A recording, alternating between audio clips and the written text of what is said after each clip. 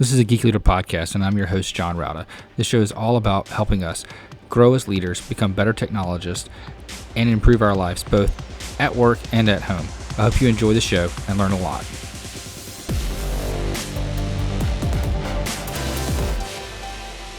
Welcome to a Geek Leader podcast. I'm your host, John Rauda.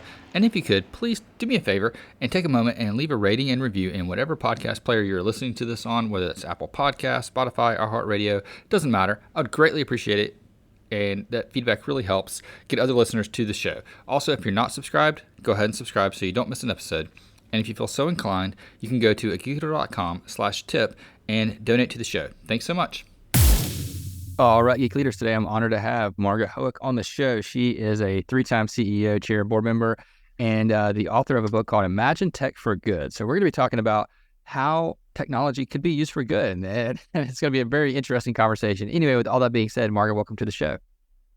Thank you so much. Look forward. If you don't mind, just tell the audience a little bit about your background and kind of how you got on this path of writing this book. Sure. Thanks for that question. Well, let's go back a little bit. So the first stage of my career, if you will, was executive roles. And I have done 3 CEO roles. And when I was in charge of companies, on the one hand, of course, you want to deliver economical value. That's clear because you have targets you have to achieve to multiple stakeholders and shareholders. But on the other hand, I was very aware of the fact that I wanted to contribute to something good. And since I was a CEO on a construction site, that was relatively easy and right in your face, so to say. To give you an example, when I went to our construction sites, in the beginning, I saw people taking away what we then called waste from our construction sites, and I actually had to pay them to take it away. And then I thought, this is crazy, I'm leading this company. It's actually resources, it's not waste. Let's see if we could do that differently. And as a consequence back then, and this is just an example, I set up a company that was specialized in taking away the not used materials, as we started to call it, and recycling them back into the company, which was a rewarding thing to do, both from a sustainability and a profitability standpoint. And guess what? That company actually outperformed the other divisions because it had little risk, it had continuity, and it had a huge growth potential because we were new at doing this. And before we knew it, we were doing it for other companies as well. And I tell you this because it illustrates how I came about to sharing my vision. Back then, it was just, a good business sense to do it in that way. And in next roles, I was actually asked to join companies or to join on executive roles and other, because of that vision, how to turn sustainability in something you can contribute to, but also to the better benefit of your company and all its stakeholders.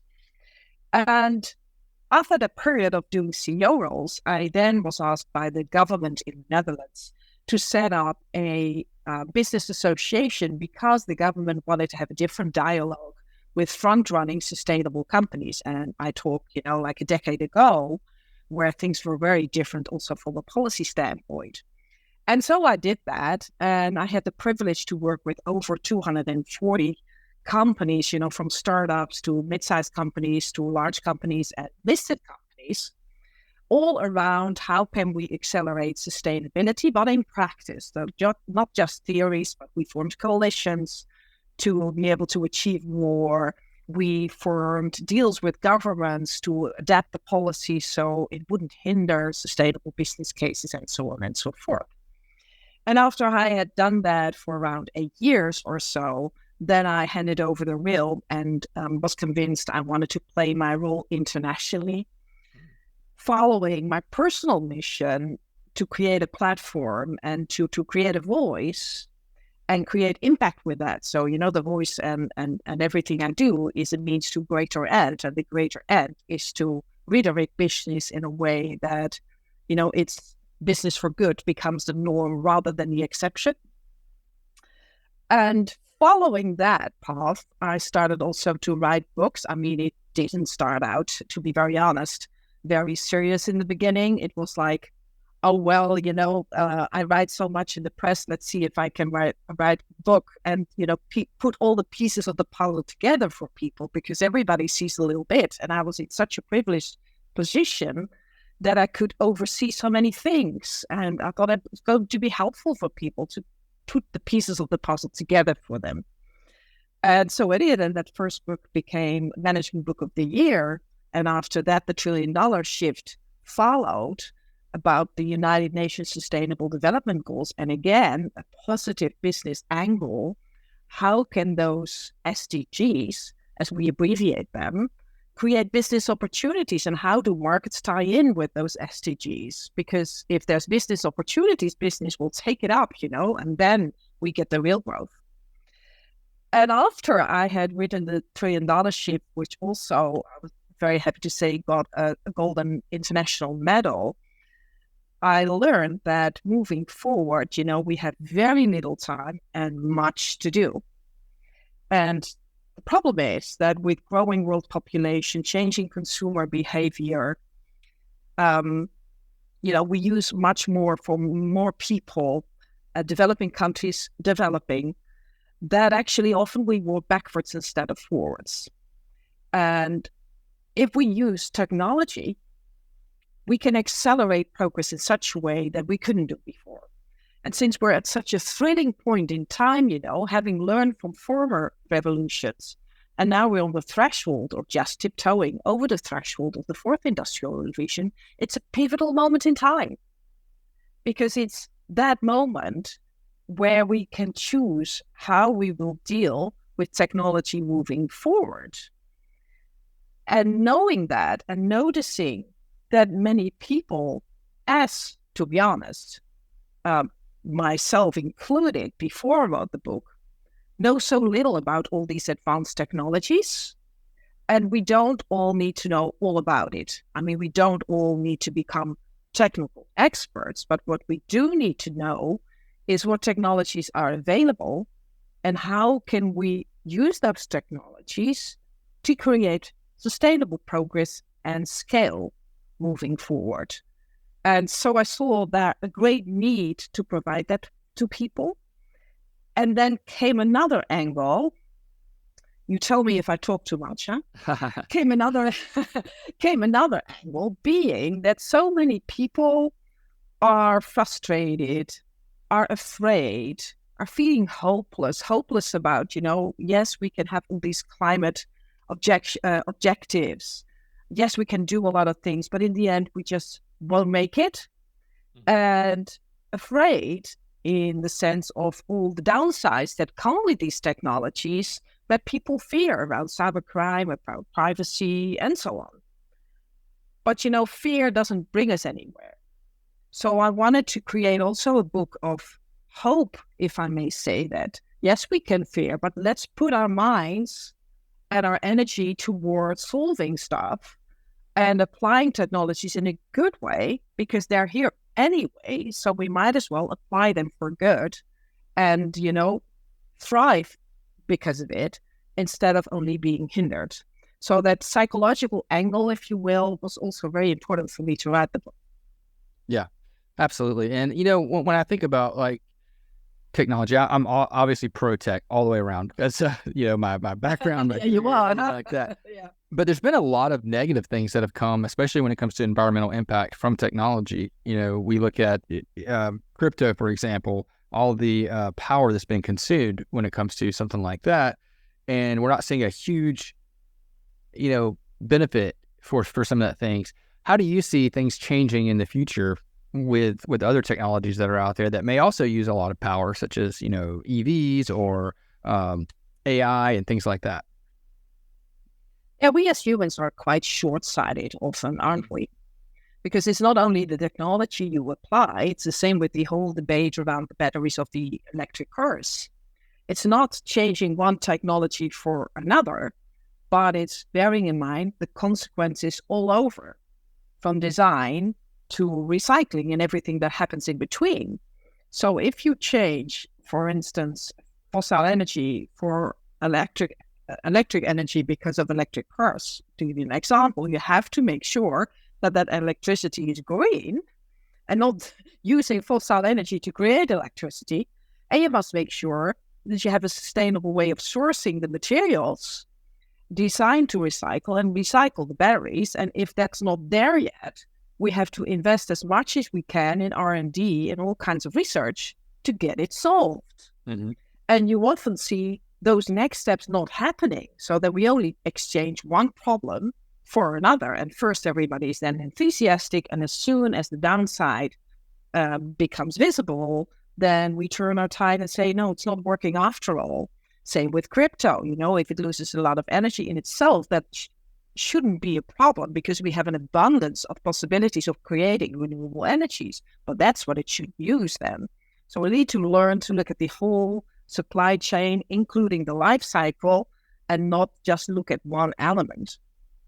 Yeah, for sure. And why is it that, people are afraid of some of these new technologies like AI and things like that? Because I see it all the time in my industry, and when I'm talking to other people, there was a pushback. So I teach part-time at Winthrop University, and there was a push for educational institutions to push back on the use of AI and, ban students from using ChatGPT and all these things like that.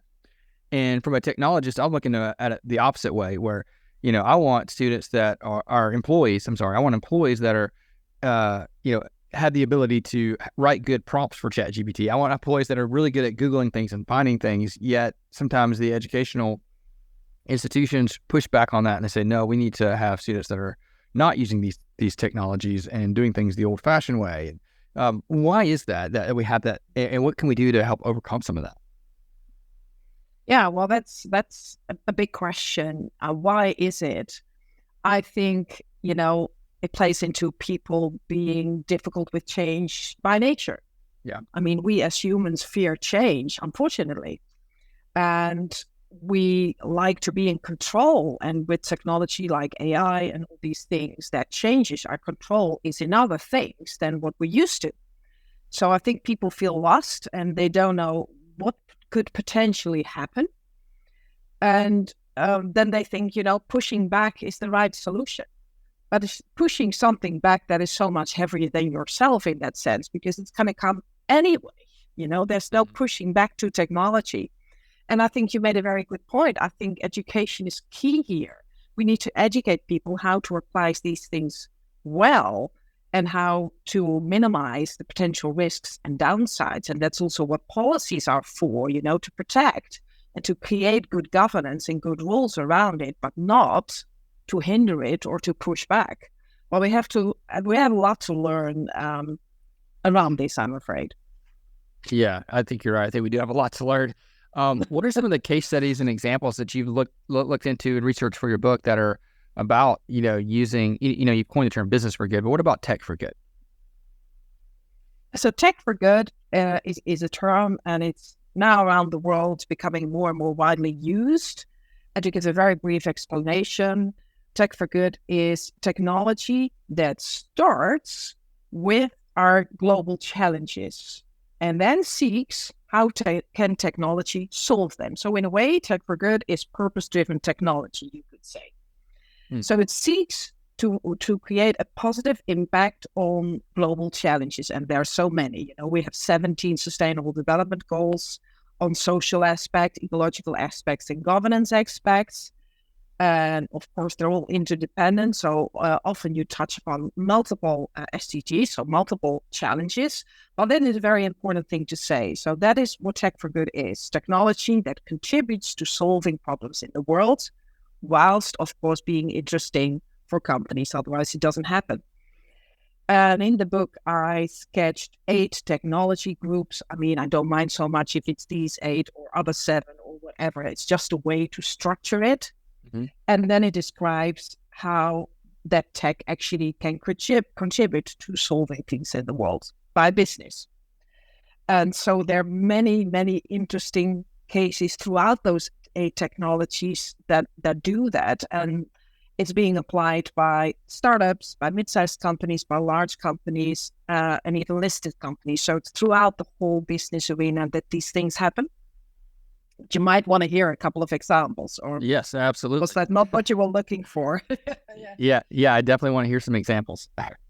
Yeah, so from the top of my head, because we have 75 in the book and I can't read them now, but for instance, agriculture is a big topic. And as you know, we need to boost food by 40% until 2050 to be able to feed all. And at the same time, we waste or lose 1/3 of the food being produced in the world whilst having the footprint of that, of course.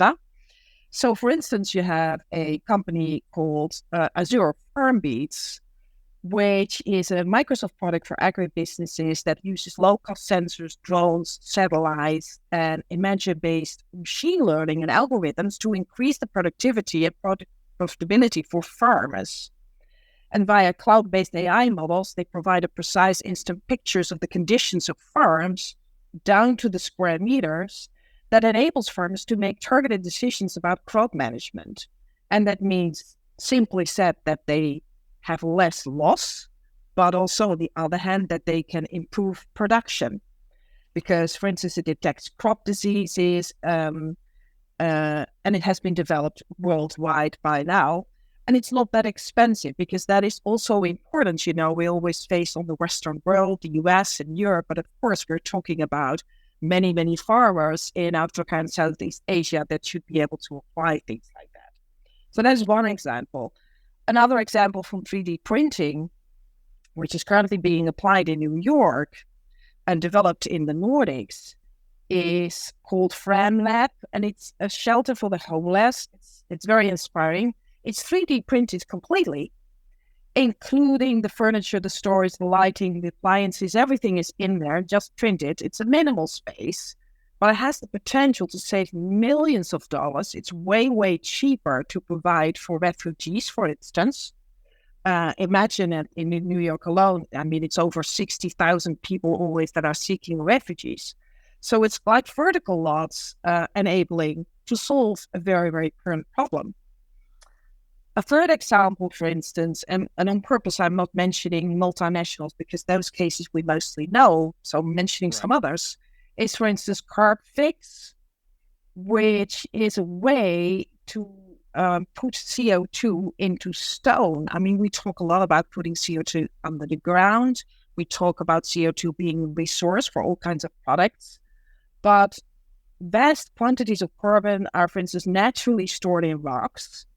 And the carbon process captures and permanently removes that CO2 and puts it into stone for carbon mineralization. And imagine that the global source potential of this is greater than the emissions of the burning of all fossil fuels on Earth. Wow. I mean, in fact, Iceland alone could store many years' worth of mankind's carbon emissions, and Europe could potentially store at least 4 trillion of CO2 in rocks, and the US 7.5 billion tons. And with billions of tons of CO2 that have to be taken out of the air, these kind of cases are inspiring and also possible to scale up tremendously. Well, the list goes on. I can mention many more, but probably you want me to pause. Yeah, no. So I'm just curious of like, with all these initiatives, and we hear about, we need to reduce carbon, we need to, stop burning coal, and all these things that we need to stop doing. Why aren't we focusing on, like what you're saying, is pulling that back and restoring it? I've heard some examples of even farming, of how there's been use of technology to, as far as taking certain waste from certain animals and putting them to grow crops. Other animals that they've had like carbon, instead of just carbon neutral, they've actually been, I guess, carbon negative. I don't know if that's the right term. Yeah. But they've been able to actually pull carbon out of the air into the ground. And we're not hearing about this, in the main media, especially these smaller farms that are doing this.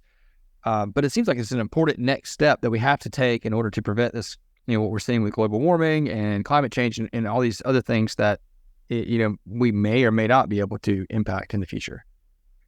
I'm totally with you there. I think we should focus much more in investing in technology solutions that solve the problems we face now, for instance, with energy, like storage and backup energy and so on, rather than saying, oh, we don't have it yet, so we have to continue the old model, which you often hear. I mean, imagine, for instance, that we subsidize 3 trillion a year on fossil energy.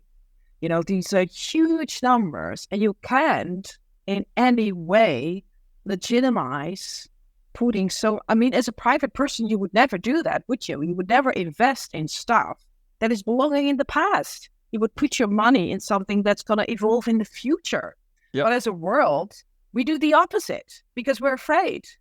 And then everybody says, oh, you cannot just take those subsidies away. Well, I've been a lobbyist for both national and international laws and all kinds of proposals.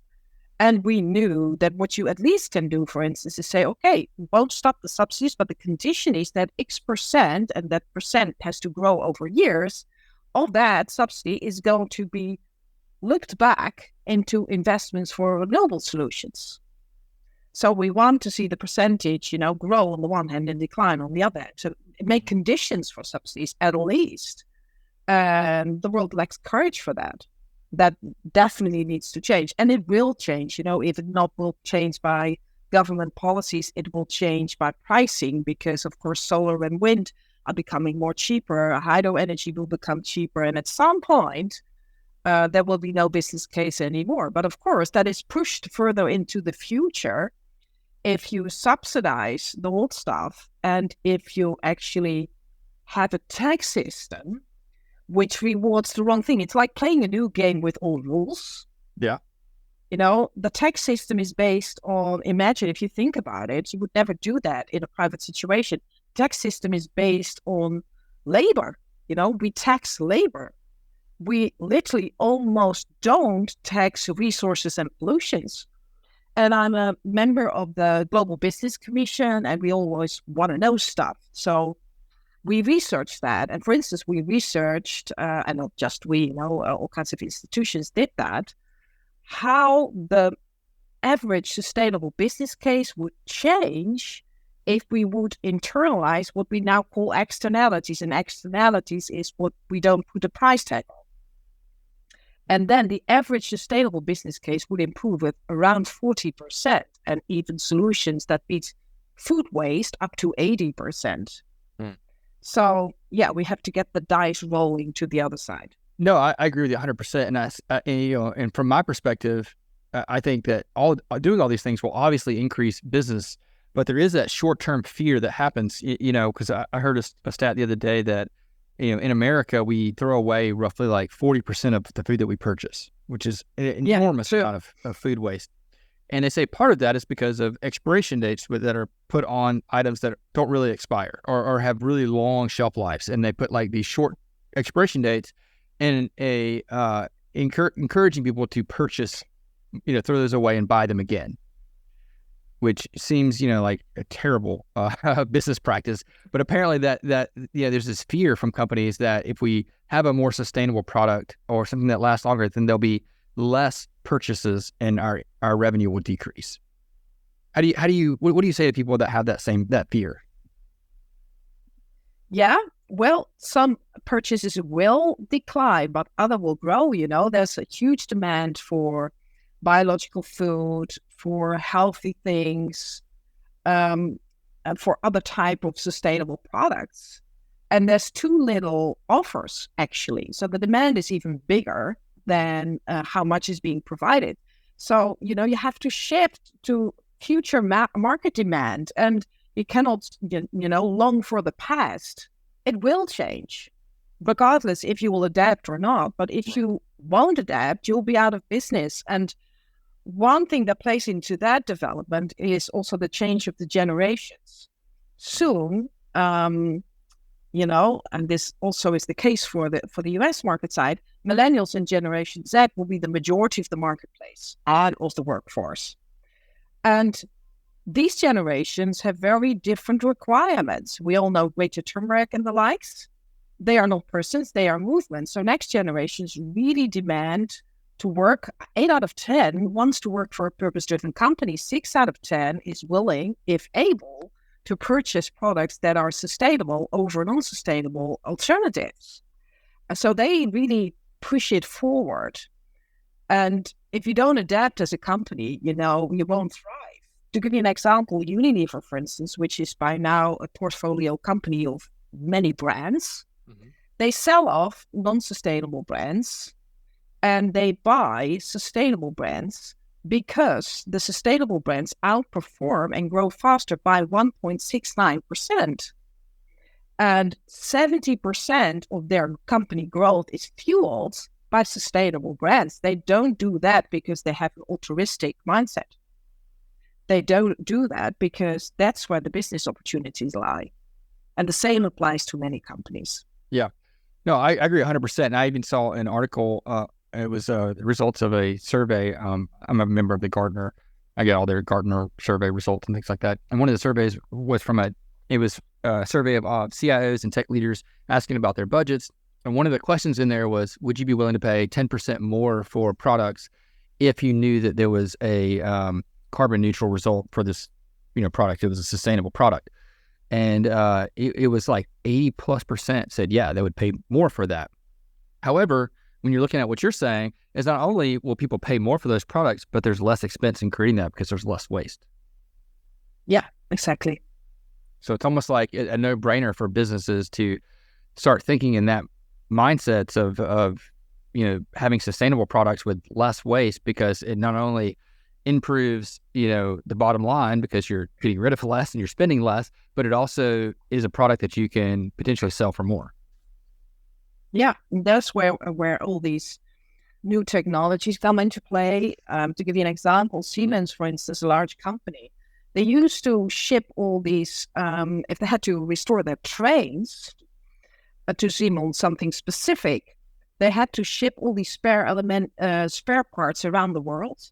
And now they're changing this into 3D printing those parts because they're only printing what they exactly need. Now, the next step is to be able to print from waste.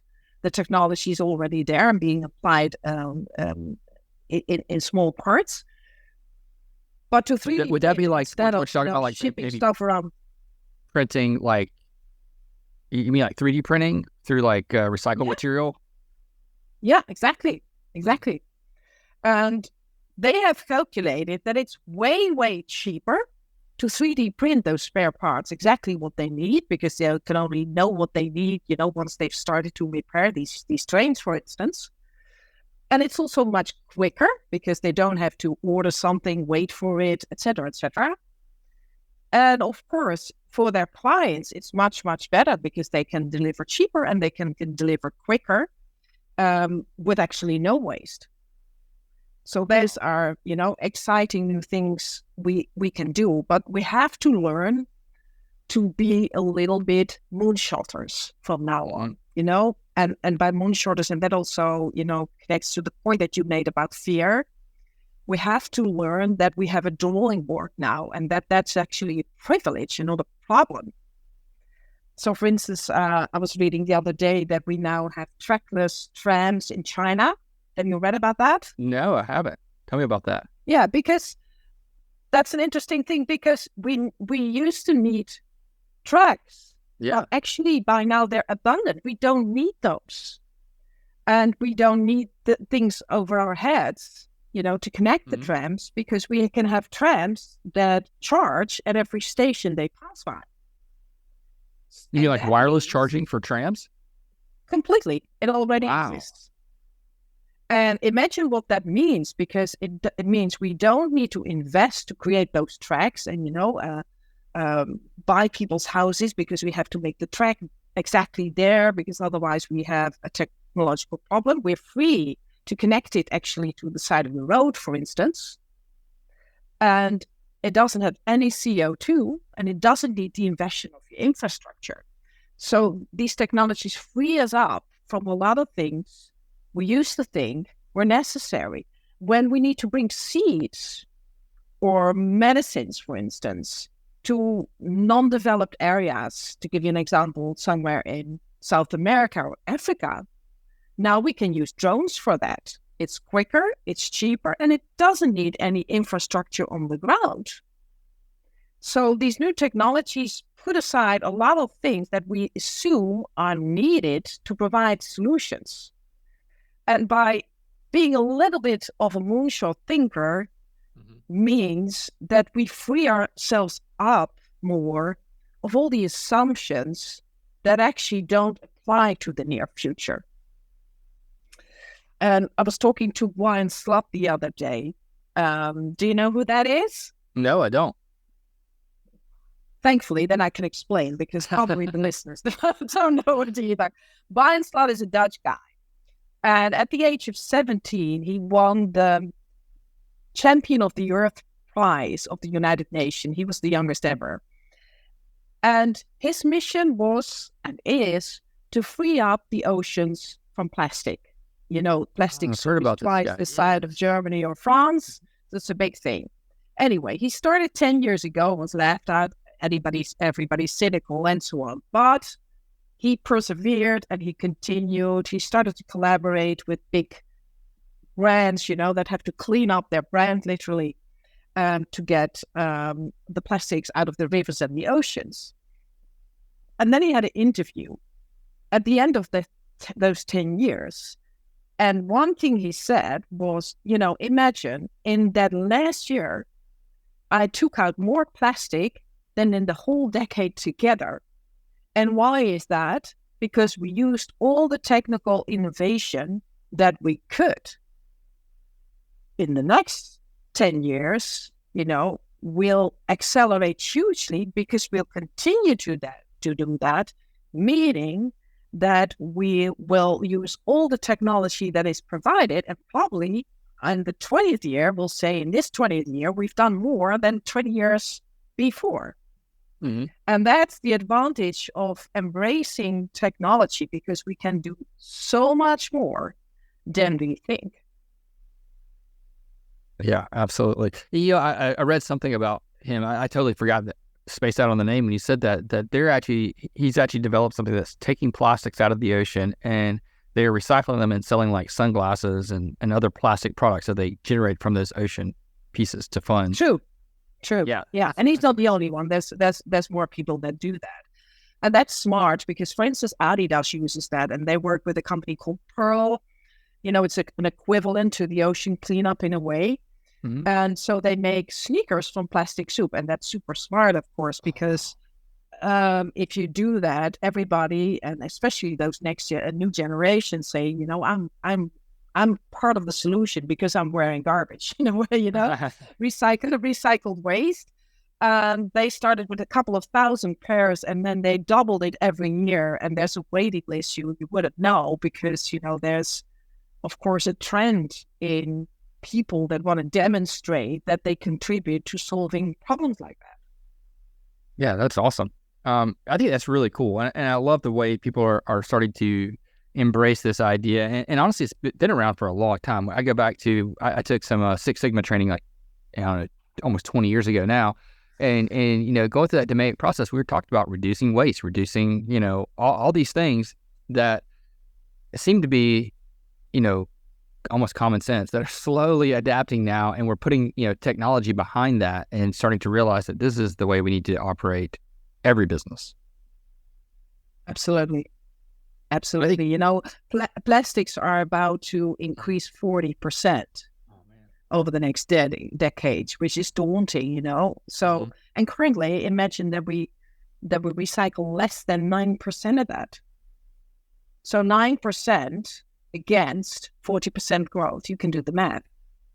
It's not going to work out. So not only do we need solutions to and technological solutions to take the plastic out of those oceans, but of course we need to design for recycle, and we shouldn't use any materials anymore that can't be recycled. It's actually just not acceptable.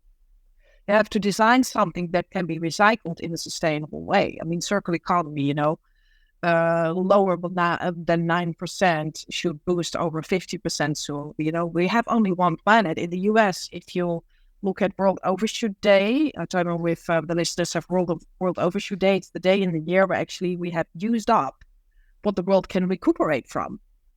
I mean, it's like going to a supermarket and look at your Apple phone, because most people pay like that now. And at some point you say, I have to stop shopping. I have no more money at home. Oh, man. And we don't treat the world like that. We just go on. So now we had a World Overshoot Day in the beginning of August. The good thing is, last year it was the end of July. So that's progress. That's later in the year for the first time ever, by the way. But we need 5 days a year winning on World Overshoot Day. So every year it should be 5 days later in the year to come back to the point of 1970 when we used one planet, and currently the US uses 5 planets. Oh, man. They're not there. Yeah. I don't want to depress you towards the end of our podcast. No. But it's just, a call to radically change for the better. And if technology is there, we can't afford not to use it. We can't afford to say, let's be careful. Let's not use it too much. Let's push back. No, we have to make sure that we do everything we can to progress and accelerate technology that has a purpose. Mm-hmm. No, I think you're absolutely right. And I love the idea of accelerating this technology to use it for good so that we can, save our planet and, the people around our planet and in our planet. So I think that's a fantastic cause. And I'm really, really happy that people are talking about this and we're starting to get the ball rolling in the right direction. I'm curious, how can people connect with you online, learn more about what you're doing, and pick up a copy of your book? Yeah, well, these things are very simple. So first, my website is my name. So that's www.margahoek.com. Very simple. They can follow me on Instagram. They can connect on LinkedIn and subscribe to my newsletter, in which I always share new insights. And ordering the book is via my website. There are buttons there or straight away on Amazon. All right. And I'll link all that up in the show notes too at geekleader.com so people can just click through and connect with you and pick up a copy of the book. Thanks so much for coming on the show. Really appreciate it. Well, I did too. I enjoyed the conversation with you, John. Hope you enjoyed the show. Please go to geekleader.com to learn more about what this guest is up to. Click on their links and connect with them online. I would also greatly appreciate it if you could leave me a rating and review in Apple Podcasts or wherever you listen to the show. And make sure you've subscribed if you haven't already. And if you feel so inclined, you can leave me a tip by going to geekleader.com/tip.